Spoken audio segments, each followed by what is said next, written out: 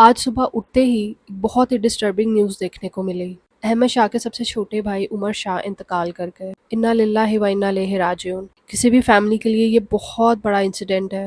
اللہ سبحانہ و تعالیٰ ان کی مغفرت فرمائے اور ان کی فیملی کو صبر عطا کرے۔ سوشل میڈیا کے ذرائع سے ان کے انتقال کی جو وجہ بتائی جا رہی ہے وہ وومیٹس ایسپریشن ہے۔ اس کا مطلب ہے کہ اگر کوئی بھی انسان وومٹ کر رہا ہے تو نارملی جو سارا کنٹینٹ ہے وومیٹس ہے اس کو باہر کی طرف آنا چاہیے، لیکن کسی بھی وجہ سے اگر وومیٹنگ کا کچھ بھی کنٹینٹ گلے کی طرف واپس چلا جائے تو وہ کنٹینٹ سانس کی نالی میں جا سکتا ہے، پھیپھڑوں میں جا سکتا ہے، اور سانس کی نالی میں اگر چلا جائے تو چوکنگ ہو سکتی ہے، سانس فوراً بند ہو سکتا ہے۔ تو سوال یہ ہے کہ کیا ایسی سچویشن سے بچنا پاسبل ہے؟ تو جی ہاں، اگر آپ کے پاس صحیح گائیڈنس اور صحیح اویئرنیس ہو تو آپ اس طرح کی سچویشن سے بچ سکتے ہیں، اور ضروری نہیں ہے کہ اس سے صرف بچے متاثر ہوتے ہیں، یہ کسی بھی ایج گروپ کے انسان کے ساتھ ہو سکتا ہے، بڑے، بوڑھے، بچے، اسپیشلی نیو بورنز، کیونکہ نیو بورنز بہت زیادہ دودھ اسپٹ کرتے ہیں۔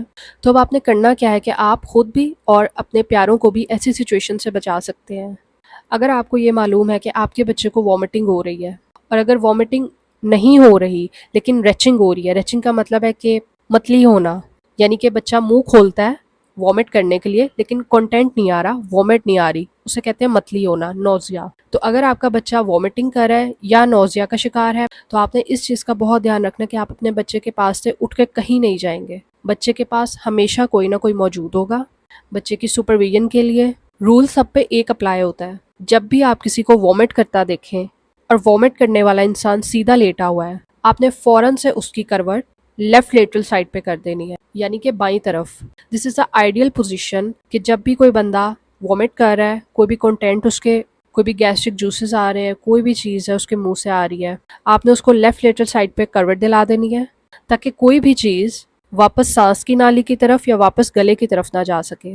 اور آپ نے تب تک اس کو لیفٹ لیٹرل کروٹ پر ہی رکھنا ہے جب تک کہ آپ کو یہ شور نہ ہو جائے کہ وومیٹنگ ختم ہو گئی ہے۔ ہمارے یہاں پر اکثر ایسا ہوتا ہے کہ جب نیو بورن بچے دودھ نکالتے ہیں تو مائیں یا رشتہ دار فوراً سے بچے کو اٹھا لیتے ہیں، یہ آپ نے بالکل نہیں کرنا۔